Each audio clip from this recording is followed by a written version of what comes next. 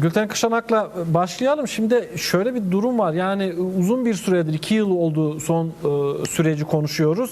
Son 1 aydır, 2 aydır ağırlıklı olarak çerçeve yasayı konuşuyorduk. Gelecek mi, gelmeyecek mi, içeriği ne olacak, ne olmayacak artık biliyoruz. En azından taslağın içeriğini biliyoruz. İşte bununla ilgili de epeyce eleştiriler de var bu taslakla ilgili. Karşı çıkanlar var, mesafeli duranlar var, destekleyenler var. Bu da bir yere kadar normal tabii. Yani konuştuğumuz mesele Kürt barışı, Kürt meselesinin çözümü, kolay bir durum değil. Şimdi daha önce sizinle yaptığımız bir programda hatırlıyorum şunu demiştiniz. Demiştiniz ki bilgiyle yorumu veya kanaati insanlar karıştırıyor. Burada hata yapıyoruz. Yine böyle bir durumla mı karşı karşıyayız? Nedir bu taslaktan bir çözüm çıkar mı? Bu direkt böyle sorayım. Sizin yorumunuzu alayım. Buyurun. Evet, aslında bugünü anlayabilmek ve bu yasayı anlayabilmek için biraz tarihe bakmak, biraz da gelecek vizyonuna sahip olmak gerekiyor. Çünkü böyle bir devamlılığı olan ve gelecekte de önemli gelişmelere vesile olması beklenen bir tarihsel momentteyiz. Bunu anlamak gerekiyor. Şöyle aslında biraz önce konuklarınızla da bir parça konuştunuz. Kürt sorunu çok katmanlı, kapsamlı, tarihsel geçmişi de olan büyük bir sorun ve bunun tabii ki çözümüyle ilgili kat edilmesi gereken çok mesafe var. Çok yol var, alınması gereken çok yol var.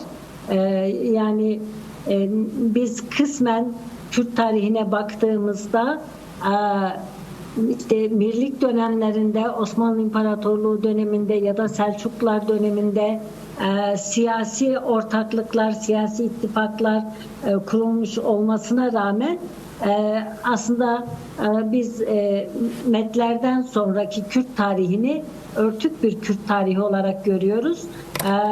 Yani Farsların tarihi, Türklerin Orta Asya'dan Anadolu'ya gelmelerinin tarihi ve İslamiyet tarihi içerisinde Kürtlerin varlığı bir şekilde kendini gösteriyor. Şimdi ilk kez tarih sahnesine çıkıyorlar.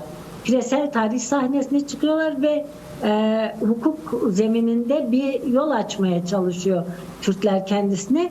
Bu tarihsel arka planı da bilerek ki son 100 yılı daha yakından biliyoruz. Yani Cumhuriyet kurulurken yaşananları, kurulduktan sonra 1921 Anayasası'yla 24 Anayasası arasındaki farkı ve o sürecin önünün nasıl kesildiğini, sonrasında yaşanan büyük Kürt isyanlarını ve tüm bu mücadelelerin, isyanların önderlerinin hatta halkın soykırıma varan uygulamaların yaşandığı, katliamların olduğu dönemleri biliyoruz. Şimdi bütün bu tarihsel arka plana baktığımızda bugün böyle bir hukuk zemininde konunun bir bölümüyle tartışılıyor olması önemli. Ama buradan sadece önemli diyerek duramayız. Bir de bir gelecek vizyonu lazım bize. Yani nasıl bir gelecek kurmak istiyoruz ve bu geleceği kurmak için neler yapmalıyız sorusunu da sormamız lazım. Bunu sorup Kürt halkının dinamik bir halk olduğunu, örgütlü bir halk olduğunu, politikleşmiş bir halk olduğunu ve hem Orta Doğu'da hem küresel dengelerde artık Kürtlerin önemli bir aktör haline geldiğini, Kürtleri hesaba katmadan kimsenin çok da öyle büyük stratejiler kuramadığını ve bunu pratikte hayata geçirme imkanları, hani Kürtleri dışlayan bir politik hat örmek isteseler de bunu pratikte hayata geçirmelerin çok kolay olmadığını gördüğümüz bir dönemdeyiz. Bunu buradan baktığımızda böyle bir vizyonla, yani artık Kürtlerin tarih sahnesine çıktığı, hukuk içerisinde konuşulduğu, küresel politik gündemin, bölgesel politik gündemin ve Türkiye siyasetinin politik gündeminin önemli bir aktör haline geldiği vizyonuyla birlikte baktığımızda bu yasanın eksiklerini tamamlama sorumluluğuyla ve imkanlarıyla karşı karşıya olduğumuzu görürüz.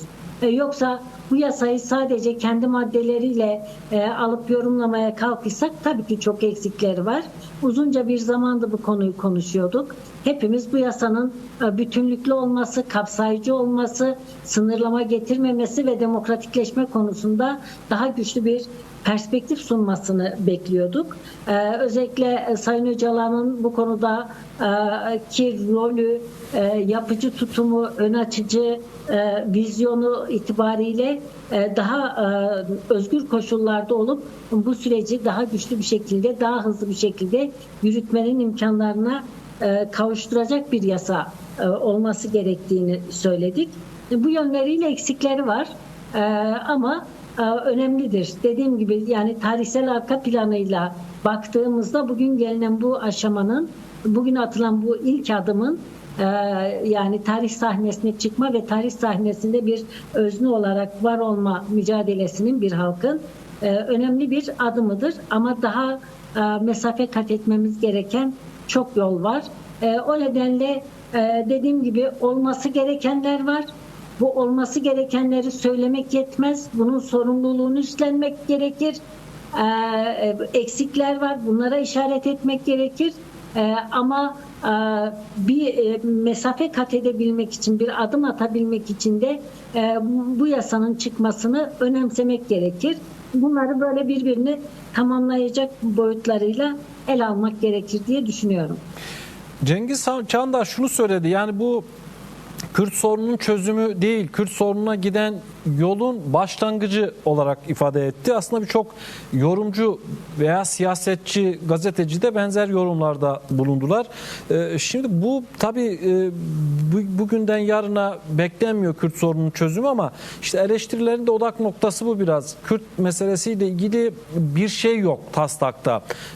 Bu nasıl giderilebilir? Bir sonraki aşaması mı olur? Nasıl olur?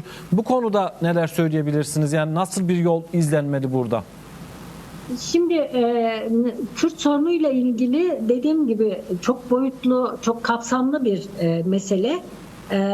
Mesela hani bunu söylüyoruz ama böyle bir yasanın içerisinde mesela ne yer alabilirdi? Bütünlüklü bir paket olarak yani şunu düşünmek bir parça realiteden kopmak anlamına geliyor. Hem çatışma boyutunu çözecek, hem çatışma nedeniyle toplumsal ve siyasal yaşama katılmanın önüne konulmuş bir sürü engelleri kaldıracak. Hem Kürtlerin örgütlenme, düşünce, ifade özgürlüğünün önünü açacak. Hem Kürtlerin kimliğini, varlığını anayasal güvenceye kavuşturacak. Eşit yurttaşlık hakkını tanıyacak. Ana dille ilgili sorunları çözecek. Bunların hepsinin tek bir yasada yapılamayacağını hepimiz biliyoruz. Biraz önce onu ifade etmeye çalıştım. Kürt sorunu çok katmanlı bir sorun. Yani çatışma bunun önemli bir boyutuydu. Ve savaş ve savaşın yarattığı sonuçlar önemli bir boyutuydu. Ve yine Kürtlerin kriminalize edilmesi, Kürtlerin hukuk dışına itilmesi bunun çok önemli bir boyutuydu. Şimdi herkes bu yasayla ilgili şunu görmesi gerekir. Yarın eğer bu yasa çıkar ve önündeki uygulamayla ilgili olası sorunlar, sıkıntılar da başarıyla aşılır ve yol kat edilirse bu yasadan binlerce, on binlerce insanın yararlanacağı görülecek. Çünkü bir bütün olarak Kürt halkı kriminalize edilmişti, hukuk dışına itilmişti, terörist yaftası vurulmuştu. Yani hukukçular bile PKK ile ilgili açılan dava, yargılanan dosya sayısını, kişi sayısını tam olarak bilmiyorlar.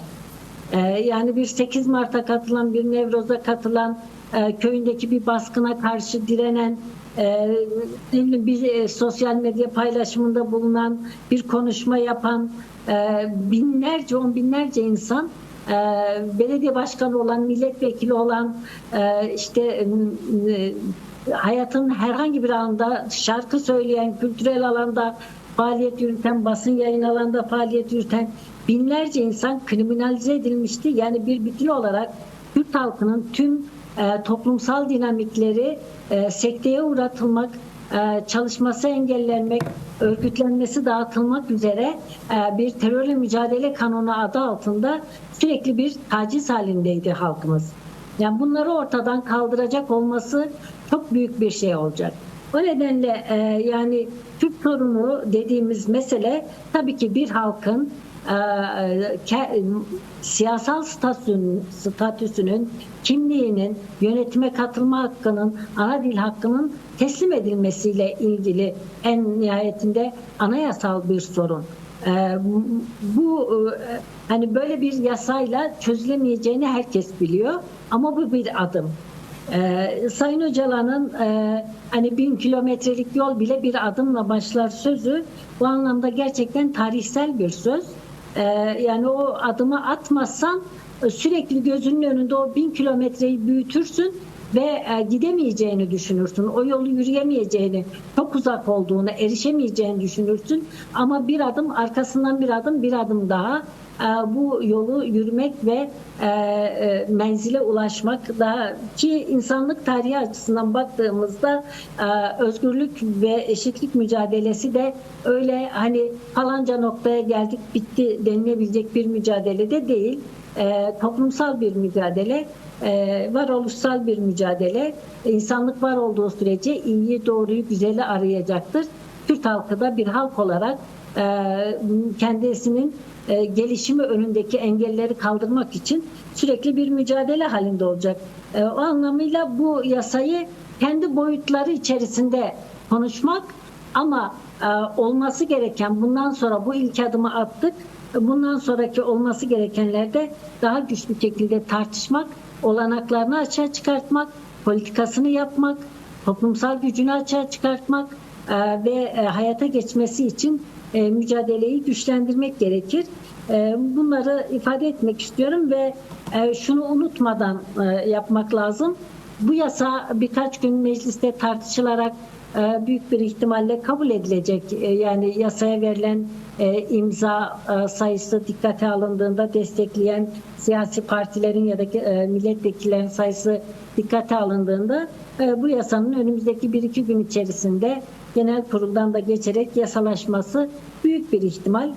Fakat bu yasanın çıkmış olması hemen hayata geçeceği anlamına gelmiyor. Bu yasanın uygulanabilmesi ve ön açıcı bir şekilde uygulanabilmesi için de yine bir mücadele gerekecek. Yine bu yolu doğru yürümek için doğru politik tutumlar almak, toplumsal desteğini açığa çıkarmak gerekecek. Bunları ifade etmek istiyorum. Eğer başka sorunuz yoksa bir iki cümlede şuna değinerek şöyle izninizle vaktiniz var mı Gülten Kışanak? Gülten Kışanak bir söylemek istedikleriniz vardı. Dilerseniz oradan başlayalım. Bir ilave olarak da şunu sormak istiyorum. Az önce de hatırlattım aslında. Yani şöyle bir algı var. Yani sanki Kürtler, Sayın Öcalan tamam bu taslağa razı oldu. Her şey tamam. Her şey bu kadar. Başka da bir şey istemiyoruz gibi de bir algı var. Bu maksatlı yapılıyor. Evet tamam ama genel bir şeye de dönüştürmek isteyen çevrelerin de olduğunu biliyoruz. Bu durum nasıl aşılabilir? Şundan dolayı söylüyorum. Yani halen Sayın Öcalan medyayla konuşamıyor. Doğrudan toplumla iletişim kuramıyor. Dolayısıyla sizden bu konuya bir açıklık getirmenizi rica edeceğim. Evet. Ya öncelikle şunu altını çizerek başlamak istiyorum ki siyasal ve toplumsal mücadeleler sadece talepler dizgesinden ibaret bir şey değildir. Bunun gücünü, bunun örgütünü, bunun politikasını açığa çıkarmak ve bunun için mücadele etmek gerekir. Maalesef Türkiye'de ve özellikle bazı çevrelerde şöyle bir hal var. Onu da isterim, bunu da isterim.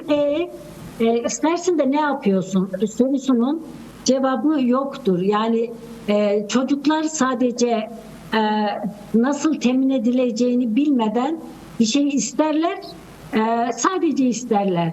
Çünkü onların onun şeyini imkana çıkartma hani parası yoktur, gidip çikolata alamaz. ebeveynlerinin parası vardır. O sadece ister. Şimdi devrimciler için böyle değil. Toplumsal mücadele yürütenler, siyasal mücadele yürütenler çocuk değildir. Yani onlar birer öznedir, sorumludurlar. Bir şeyi talep eden konumunda değil, onu inşa eden, onun imkanlarını açığa çıkaran, onu mümkün kılan, o konuda yol açan bir sorumlulukla yükümlüdürler. Maalesef böyle bir sorumsuz, sürekli talep halinde oradan da vazgeçtik. Edilebilir. Tabii ki herkes bir şey talep edebilmek için illaki büyük sorumluluklar almak ve bedel ödemek, mücadele etmek zorunda da değiller. Ama bunu bir adım öteye götürüp sürekli itham etmeye, suçlamaya, beğenmemeye ve hani deyim yerindeyse bazı şeylerde moral bozmaya, ön tıkamaya yönelik bir hal var. Bunu iyi niyetli, samimi şeylerin dışında tutarak bu konuya dikkat çekmek istedim. Çünkü gerçekten büyük bir tarihsel sorumlulukla karşı karşıya olduğumuz bir dönemden geçiyoruz. Ve bu tarihsel sorumluluk sadece Kürtlerin değil, sadece PKK'nın değil. Bu tarihsel sorumluluk insanların iyiliği için mücadele etmeyi, iyi bir gelecek kurmak için, daha demokratik, eşitlikçi, özgürlükçü bir gelecek kurmak için söz söyleyen, iddia sahibi olan herkes için önemli tarihsel bir sorumluluktur. Bu nedenle ben bu sürecin öznesi Kürt halkı, politik Kürt siyaseti, politik aktörleri ve bununla birlikte demokrasi mücadelesine, özgürlük ve eşitlik mücadelesine inanmış herkesin bu sürecin temel öznesi olduğunu sadece talep eden değil, aynı zamanda örgütleyen, aynı zamanda inşa eden, aynı zamanda adımların atılması için toplumsal gücü açığa çıkaran bir pozisyonda olmalarının öneminin altını çizmek istiyorum. Şimdi biraz önce gazeteci arkadaşımız Fatih yasa dar kapsamda hani bu yasadan gördüğü eksikleri ifade etti. Doğrusu tabii ki dar kapsamda sadece bu yasayı konuşacak olursak biz de bu yasanın dili konusunda ve bazı maddeleri konusunda ciddi sorunlar taşıdığını biliyoruz ve bunlara karşı da büyük bir mücadele yürüttük. Bu dilin mümkün olduğu kadar değişmesi için gerekli toplumsal ve siyasal duruşu sergiledik. Mesela bu yasada bir teyit tespit mekanizması nasıl işleyecek? Çünkü bu bir şart haline geldi. Şimdi önümüzdeki en önemli demokratik mücadele sınavı burada. Buranın hızlı bir şekilde aşılması ve yasanın uygulanabilir hale gelmesi konusunda. Yine bizim de eleştirilerimiz var. Tamamını kapsayıcı bir yasa olmadı. Bazı kesimleri dışında bıraktı. Yine Sayın Öcalan'ın rolüne ve çalışma koşullarına doğrudan atıfta bulunmayan durumlar söz konusu. Bunlar eleştirilerimiz. Fakat eleştirilerimizle birlikte bir yol açmak istiyoruz. Bir adım atmak istiyoruz. Bu anlamda da bu yasaya işte biraz önce söylediğimiz gibi çok uzun bir tarihsel geçmişten ve yakın son yüzyıldan baktığımızda Türkler açısından imha konseptinden, idam sehpasından, soykırım kıskacından bir adım olsun geri duran ve hukuksal zeminde çatışmayı çözmeye çalışan, buna imkan tanımaya çalışan bir yasa olduğu için de tarihsel önemine dikkat çekmek istiyorum. Ve bu sadece Türkiye'deki Kürtler değil, sadece PKK siyasallaşması etrafında toplumsal bir zemini bulunan Kürtler değil, tüm Kürtlerin Güney Kürdistan'dakilerin, Rojava'dakilerin, küresel olarak diasporaya dağılmış tüm Kürtlerin bu tarihsel süreçte ortak bir ruhla, ortak bir duyguyla bu sürecin daha hızlı adımlarla ilerlemesi için politik bir tutum alması gerektiğini, aynı şekilde demokrasi güçlerinin de bu tutumu alması gerektiğini ifade etmek istiyorum. Bir şeyin de altını çizerek bitirmek isterim. Aslında meclisteki tartışmalardan ya da kamuoyunda yürütülen tartışmalardan da görüyoruz ki evet, yani Sayın Öcalan'ın 27 Şubat çağrısı sonrasında Türk tarafının attığı adımlar önemli ölçüde provokasyon zeminlerini asgariye indirmiş durumda, ama yine de güçlü bir şekilde bu imha siyasetinin devam etmesi gerektiğini iddia edenler, bu yasaya bile karşı çıkanlar var. Bir de aslında bu yasanın genel af gibi bir sonuç doğurmasını bekleyen bir kesim var. Bu konuda da Türkiye'deki demokratik muhalefet uzunca bir zamandır, 2 yıldır bu konu konuşuluyor. Ne olacak, bu kriminalize edilmiş, siyasal ve toplumsal mücadele yürütmesi engellenen büyük kesimler var. Bu terörle mücadele yasası denilen garabet çok büyük ifade özgürlüğünü, örgütlenme özgürlüğünü, toplumsal mücadele dinamiklerinin tamamını kriminalize etti. Ciddi bir sorundur. Burada başka bir öneriyle çıkmadılar. Mesela bir genel af kampanyası mesela bir önerisi olabilirdi. Kimse bu işin içinden nasıl çıkılabilir, hep beraber daha güçlü bir talep açığa çıkaralım denmedi. Şimdi onun için bu ortaya şu anda mecliste görüşülen ve birkaç gün içerisinde de büyük bir ihtimalle kabul edilmesi beklenen bu yasayı ilk adım olarak görüyoruz ve bütün bu sorun alanlarını adım adım aşmak için de ortak mücadeleyi, dayanışmayı, ortak politik perspektifi güçlendirmenin önemine dikkat çekmek istiyorum. Gülten Kışanak, çok teşekkür ediyorum. Zaman ayırıp yayınımıza katıldınız. İyi akşamlar diliyorum. Başarılar, sağ olun.